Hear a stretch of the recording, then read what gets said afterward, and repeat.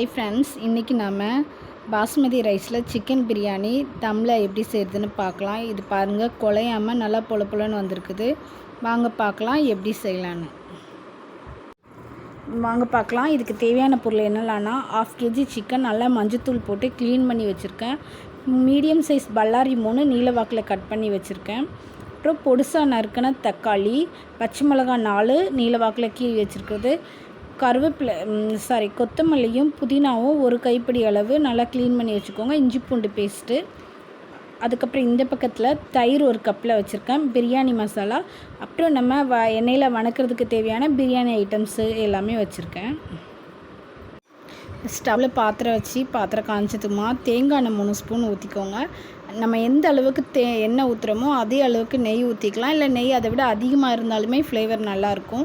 இப்போ நம்ம எண்ணெய் நல்லா காய்ச்சதுக்கப்புறமா பட்டை, கிராம்பு, நட்சத்திரப்பூ, இந்த மாதிரி பிரியாணி இலை இது எல்லாத்தையுமே சேர்த்து நல்லா வதக்கிடணும். இந்த ஃப்ளேவர் இது எல்லாமே நம்ம ரொம்ப அதிகமாக சேர்க்கணும்னு இல்லை, எல்லாமே 2 3 சேர்த்தாலே போதும். ஏன்னா நம்ம பிரியாணி மசாலாவும் இதே பொருள் வச்சு தான் நம்ம அரைச்சி வச்சுருக்கோம். இப்போ பட்டை, கிராம்பு, ஏலக்காய் எல்லாம் நல்லா பொரிஞ்சதுக்கப்புறமா நம்ம கட் பண்ணி வச்சுருக்கிற பல்லாரியை போட்டு நல்லா தனியாக வதக்கிடலாம். ஃபஸ்ட்டு பல்லாரி நல்லா வதக்குனதுக்கப்புறமா ஒரு 2 நிமிஷத்துக்கு அப்புறமாவே நம்ம தக்காளி சேர்த்துக்கலாம். இப்போ 2 கப் பாஸ்மதி ரைஸ் தான் எடுத்து வச்சுருக்கேன். இது 1/2 கிலோ சிக்கனுக்கு 1/2 கிலோ ரைஸு அப்படின்ற கணக்கில் தான் எடுத்து வச்சுருக்கேன். இது நல்லா தண்ணி ஊற்றி ஒரு 20 நிமிஷம் ஃபுல்லாக ஊற வச்சுருங்க. அப்போ தான் ரைஸ் நல்லாயிருக்கும். இப்போ பாருங்கள், நம்மளுக்கு வெங்காயம் ஓரளவுக்கு வதங்கிடுச்சா. இதுக்கப்புறமா நம்ம தக்காளி, அப்புறம் கட் பண்ணி வச்சுருக்கிற பச்சை மிளகா உங்கள் காரத்துக்கு ஏற்றாப்புல. காரம் அதிகமாக வேணும்னா நீங்கள் அதிகமாக போட்டுக்கலாம். இல்லைனா 1/2 கிலோ பிரியாணிக்கு 4 பச்சை மிளகா 5 பச்சை மிளகா போட்டுக்கலாம். போட்டு கொஞ்சமாக உப்பு போட்டு, தக்காளி வேகிறதுக்கு அளவான உப்பு போட்டு நல்லா பெரட்டி விட்டு ஒரு 5 நிமிஷம் ஃபுல்லாகவே வேக விட்டுருங்க. நல்லா வதங்கட்டும். இது பாருங்கள், தக்காளி வெங்காயம் நல்லாவே வதங்கிடுச்சு. இந்த அளவுக்கு வதங்கினதுக்கு அப்புறமா நம்ம இஞ்சி பூண்டு பேஸ்ட்டு, அப்புறம் நம்ம அரைச்சி வச்சுருக்கிற பிரியாணி மசாலா, இது நாங்கள் வீட்லேயே செஞ்சது தான். இது 2 ஸ்பூன் போடுறேன். 1/2 கிலோ சிக்கனுக்கு நம்ம 2லேருந்து 2.5 ஸ்பூன் போடலாம். மட்டனாக இருந்தனா இதை விட கொஞ்சம் அதிகமாகவே போட்டுக்கலாம். அதுக்கப்புறம் புதினா, கொத்தமல்லி இதுவுமே போட்டு நல்லா கிளறி விட்ருங்க. இந்த புதினா கொத்தமல்லியெலாம் நல்லா வதங்குற அளவுக்கு கிளறி விட்டுட்டு அதுக்கப்புறமா தயிர் ஊற்றிக்கலாம்.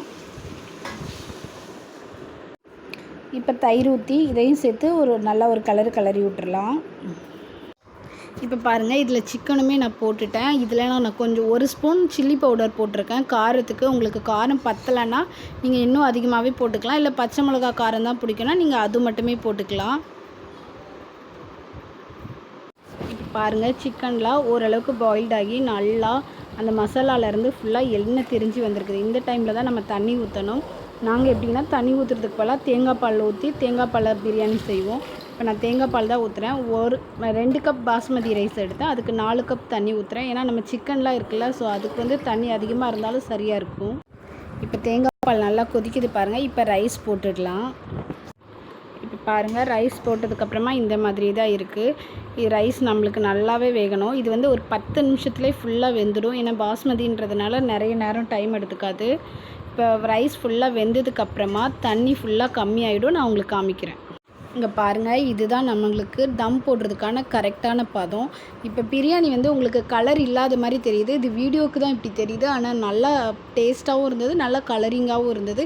ஏன்னா நான் கலருக்கு எதுவுமே சேர்க்கலை. இப்போ பாருங்கள், நம்ம தம்முக்கு ரெடி பண்ணிடலாம். இப்போ தோசைக்கல் வச்சுட்டு பிரியாணி பாத்திரம் மேலே வச்சதுமே நம்ம தோசைக்கல்லோட ஃப்ளேமை குறைச்சிடணும். தோசைக்கல் வைக்கும்போது ஹை ஃப்ளேமில் வைக்கணும். பாத்திரம் வச்ச உடனே அதை அப்படியே மீடியம் ஃப்ளேமில் குறைச்சிட்டு மேலே ஒரு பாத்திரத்தில் வெந்நி வச்சு மேலேயும் ஒரு தம் வைக்கணும். மேலேயும் கீழேயும் இருக்கும்போது நம்மளுக்கு அந்த ரைஸ் ரொம்ப பொல பொலன்னு வரும். இது 20 நிமிஷம் ஃபுல்லாக இப்படியே மீடியம் ஃப்ளேம்லேயே வைக்கணும். இது பார்த்திங்களா, தம் ஃபுல்லாகவே எடுத்துட்டேன். இது 20 நிமிஷம் வச்சுருந்தா ரைஸ் பாருங்கள் ரொம்ப உதிரியாக ஒன்றோட ஒன்று ஒட்டாமல் பாஸ்மதி ரைஸுமே நல்லா உடையாமல் வந்திருக்குது.